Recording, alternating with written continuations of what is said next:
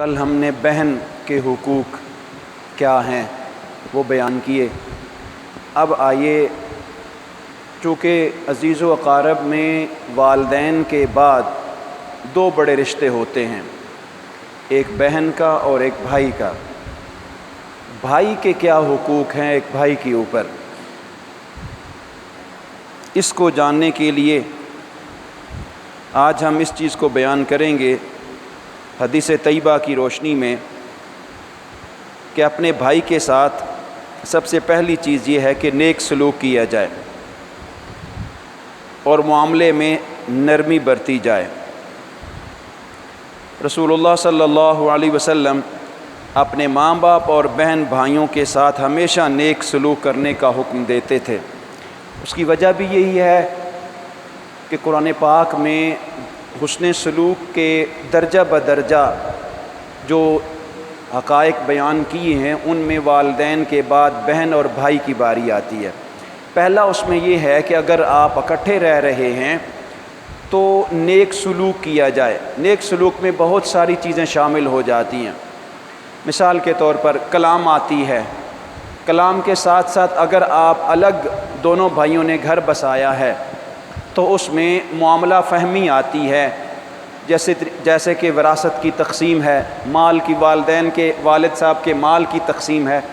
یا پھر اس کے علاوہ اور کوئی ایسا معاملہ آتا ہے جس میں ایک بھائی کو دوسرے بھائی کی ضرورت پڑتی ہے، تو اس وقت بھی سب سے پہلا حق بھائی کا ہی پہنچتا ہے کہ وہ اس کی مشکل کے کام آئے، بجائے اس کے کہ ہم دوستوں کے کام آئے، بجائے اس کے کہ ہم ان کے ساتھ حسن سلوک کریں، ان کے ساتھ خندہ پیشانی کے ساتھ ملے۔ تو اپنے عزیز و اقارب میں بھائی کے ساتھ نیک سلوک کرنا یا اس کی مشکل کو حل کرنا وہ زیادہ ہمارے لیے ضروری ہے۔ حدیث طیبہ میں ہے کہ تم اپنے لیے جو اپنے لیے پسند کرتے ہو وہی چیز اپنے بھائی کے لیے بھی پسند کرو۔ اور دوسری چیز، خصوصاً جو بڑا بھائی ہوتا ہے اس کے زیادہ حق ہوتے ہیں، وہ باپ کی جگہ پہ ہوتا ہے، اور بڑا بھائی جب دنیا سے باپ رخصت ہو جاتا ہے تو بڑے بھائی کے کندھے کے اوپر زیادہ ذمہ داریاں آ جاتی ہیں۔ وہ چھوٹے بھائیوں کی بہنوں کی پرورش کرتا ہے، ان کو اپنے گھروں تک پہنچاتا ہے، اس لیے اس کے خیال، اس کا ادب احترام کرنا اس کا بھی ضروری ہوتا ہے۔ دوسری چیز اور دوسرا حق جو ایک بھائی کے اوپر ہے، چاہے بڑا ہو چھوٹا ہو، دعا کرنا۔ جہاں پہ اپنے لیے ایک انسان دعا کرتا ہے اس وقت وہاں پہ اپنے بھائی کے لیے بھی دعا کرے۔ یہ زندگی میں بھی یہ معمول ہونا چاہیے، اور زندگی کے بعد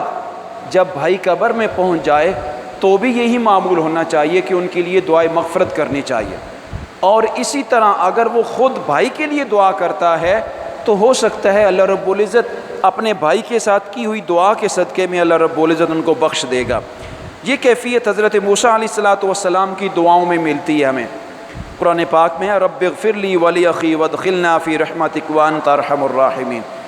انہوں نے جب کہا نا حضرت ہارون علیہ السلام کو اپنا وزیر بنانے کے لیے،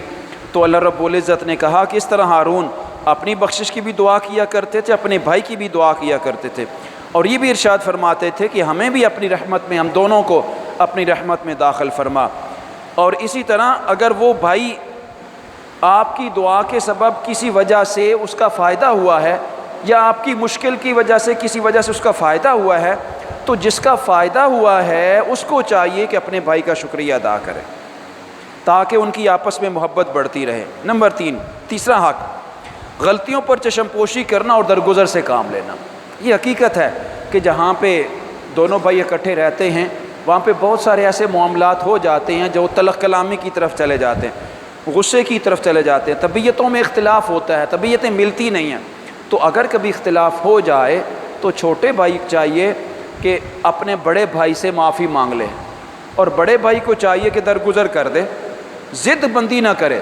آپ جانتے ہیں جب بچے جوان ہوتے ہیں، ایک گھر میں پلتے بڑھتے ہیں، تو جب دونوں بھائی کافی دنوں تک آپس میں کلام نہیں کرتے کسی بھی تلخ کلامی کی وجہ سے، تو اس کا رزلٹ کیا نکلتا ہے؟ اس کا رزلٹ نکلتا ہے کہ سفر سب سے زیادہ ماں کرتی ہے۔ پھر ماں جب دیکھتی ہے کہ میرے دو بیٹے آپس میں بول نہیں رہے، یا بہن بھائی آپس میں نہیں بول رہے، یا دو بیٹیاں آپس میں نہیں بول رہی، تو سب سے زیادہ اس چیز کو ماں فیل کرتی ہے۔ وہ شاید نہ کہتی ہو اور کبھی کہہ بھی دیتی ہو، اس کے بعد باپ فیل کرتا ہے۔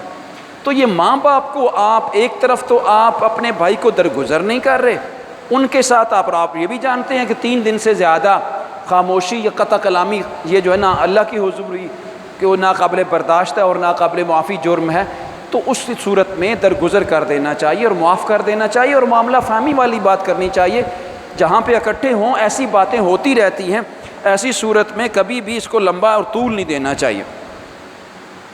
حضرت یوسف علیہ الصلاۃ والسلام کی ذات کو سامنے رکھیے، کتنا بڑا کام بھائیوں نے حضرت یوسف کے ساتھ کیا، اور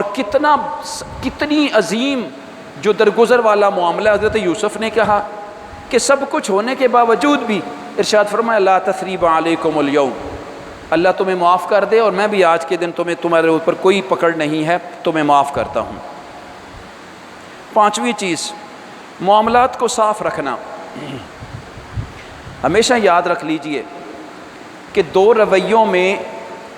کبھی بھی یکجائی نہیں ہوتی، اتفاق نہیں ہوتا، اس میں تھوڑا بہت کوئی کس قسم کا رویہ رکھتا ہے تو کوئی کس قسم کا رویہ رکھتا ہے، اور یہ اللہ رب العزت کی اپنی حکمت بھی ہے۔ اور ایک بات، دوسری بات یہ ہے کہ اگر آپ معاملہ کر رہے ہیں نا لین دین کا یا کوئی چیز حاصل کرنے کا یا قرض کا یا کیسے بھی کسی بھی صورت میں پیسے کا یا اس کے علاوہ کسی صورت میں کلام کا ایک جگہ سے دوسری جگہ انتقال ہو رہا ہے، تو یاد رکھ لیجئے بھائیوں کے درمیان جب بات کا کلام کا انتقال ہو یا پیسے کا یا معاملے کا، اس میں کلیئرٹی ہونی چاہیے، اتنی کلیئرٹی ہونی چاہیے کہ بار بار ریپیٹیشن کرنے میں بھی کوئی حرج نہیں ہے، لکھنے میں بھی کوئی حرج نہیں ہے، تاکہ ہو سکتا ہے کہ آپ نے جو کلام کی ہو بھائی کو وہ سمجھ نہ آئی ہو، یا اس بھائی کی بیوی نے بھائی تک کلام پہنچائی ہو، تو آپ کو چاہیے یا اس بھائی کو چاہیے جس کی بیوی نے کلام پہنچائی ہے کہ ڈائریکٹ بھائی سے بات کر لے۔ اس کا فائدہ یہ ہوگا کہ بھائیوں کی دیر پا قطع تعلقی نہیں ہوگی۔ ہو سکتا ہے آپ نے غلط سمجھی ہو، بھائی نے کسی اور لفظوں میں کسی اور سینس میں بات کی ہو، یہ بھی ہو جاتا ہے، تو اس کے لیے ضروری ہے کہ معاملات میں کلیئرٹی ہونی چاہیے۔ 6واں اور آخری حق یہ ہے کہ جب والد گرامی یا کسی صورت میں بھی پیسے کی وراثت کی تقسیم کا معاملہ ہو تو بڑا فیئر تقسیم کی جائے۔ ہر بھائی کا اپنے باپ کی وراثت میں حق ہے، اور یہ کلیئر ہے، شریعت مطہرہ کا حکم بھی ہے، قانونی بھی حق ہے۔ اب کتنے دنوں تک اگر بھائی کا مال دبا کے ایک بھائی کھائے گا تو کتنے عرصے تک کھائے گا؟ بالآخر قبر میں جانا ہے۔ تو وراثت کی تقسیم کرتے ہوئے بھی بھائی کے مال کو اس اپنے بھائی تک لازماً پہنچائے۔ اگر کسی زاویے سے کسی حوالے سے بھی اس کو ملا ہے یا کبھی اس نے آپ کے پاس رکھا ہے، امانتاً رکھا تھا، دیانتاً رکھا تھا، اس کو بھائی کو ادا کر دینا چاہیے تاکہ اس کا حق مالی طور پہ اس کو مل جائے۔ یہ 6 حقوق ہیں بھائی کے، اللہ رب العزت ہمیں عمل کی توفیق عطا فرمائے۔